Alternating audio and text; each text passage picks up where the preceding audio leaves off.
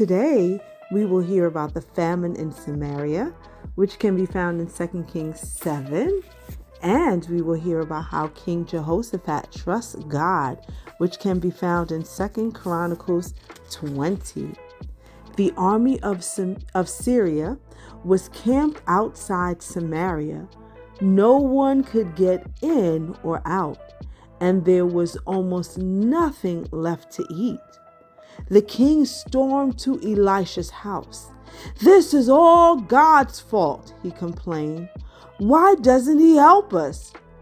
"By tomorrow, there will be food in Samaria," promised Elisha. The officer with the king was scornful and told him that was ridiculous, to which Elisha replied calmly, "Ridiculous or not, it will happen, and you will not live to see it." Now outside the city gates were 4 men who were even worse off than those inside, for they were lepers and were banned from the city. In desperation, they went to the Syrian camp to beg for some food. But when they got there, they were amazed to find it was deserted. They went into one of the empty tents and helped themselves to food and drink eagerly. Then they looked at one another uncomfortably. "This isn't right," said one. "We can't keep this to ourselves."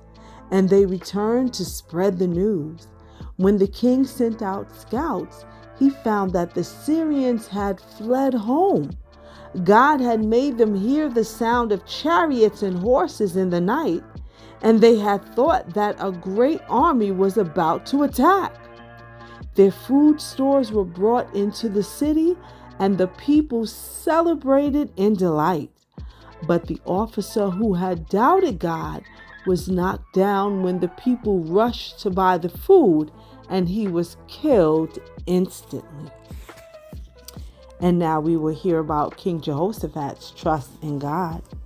King Jehoshaphat had gathered all the people of Judah to Jerusalem. A vast army was on its way to destroy the land. But Jehoshaphat did not despair. He knew who to talk to. He had called his people together to pray to God for help.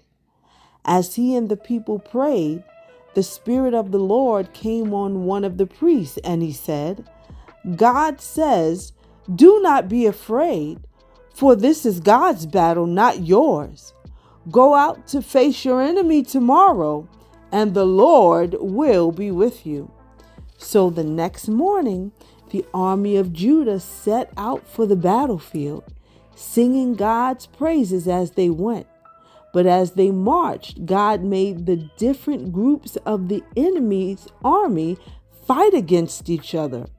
By the time the soldiers of Judah came to the place where they had expected to give battle, all they saw before them was a sea of dead bodies.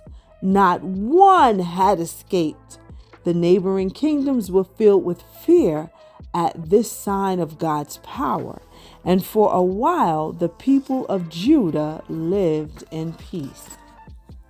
Next time we will hear about the fall of Queen Jezebel, which can be found in 2 Kings 9 through 10. And we will hear about Joash, the boy king, which can be found in 2 Kings 11 through 12. Until next time, be blessed.